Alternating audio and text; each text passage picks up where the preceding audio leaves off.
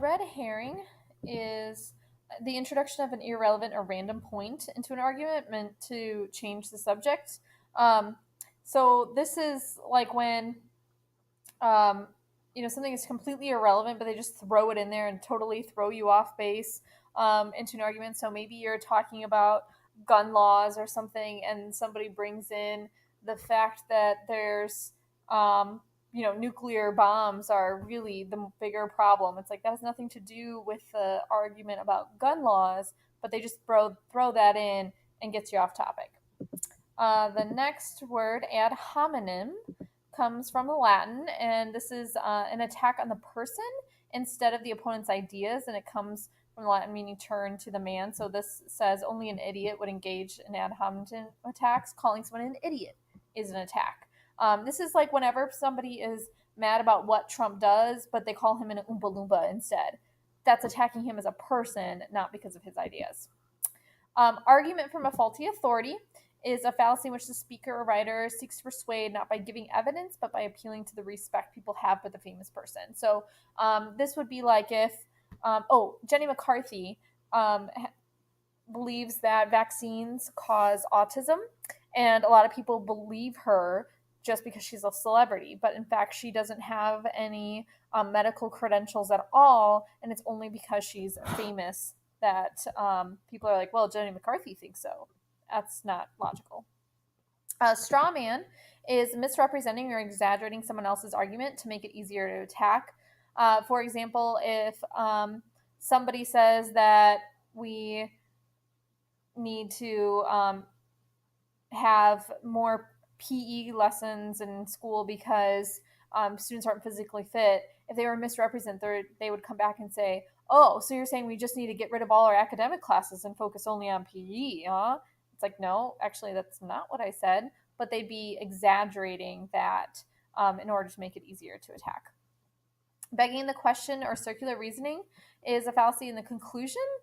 Is hidden within the premise. So here's one example. Something is pious because it's loved by the gods. That which is loved by the gods is pious. So it just pious means religious or holy. So this goes around and around. I use this with my kids. My son will not stop asking questions.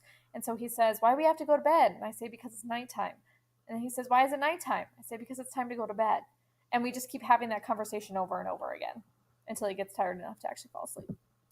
Bandwagon is a fallacy which assumes that because something is popular, it's correct, good, and desirable. So this would be like with gay marriage, if people are only saying that it is, you should go along with gay marriage because everybody does nowadays. So pretty much since everybody does, that's the only reason for it. If there are other arguments, it wouldn't necessarily be a logical fallacy or bandwagon. But if they're only logical explanation for allowing gay marriage is because it's just so prevalent and everyone's doing it anyway, that would be bandwagon. Black and white or white, and two alternative states are presented as the only two possibilities that exist. So, for example, with Colin Kaepernick and Donald Trump stuff, if you are against kneeling during the national anthem, people assume that you're supporting Trump because he's against that as well.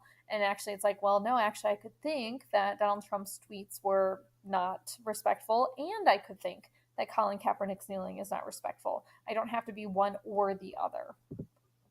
Hasty generalizations are generalizing on a small or poor sample population.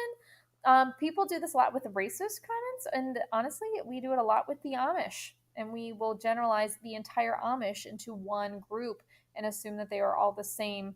Or you might hear about, like, if there's stereotypes with people, then you would use that as well. Slippery slope is assuming that taking a first step will lead to a next step that can't be prevented. So, the school, for example, sometimes does with the dress code.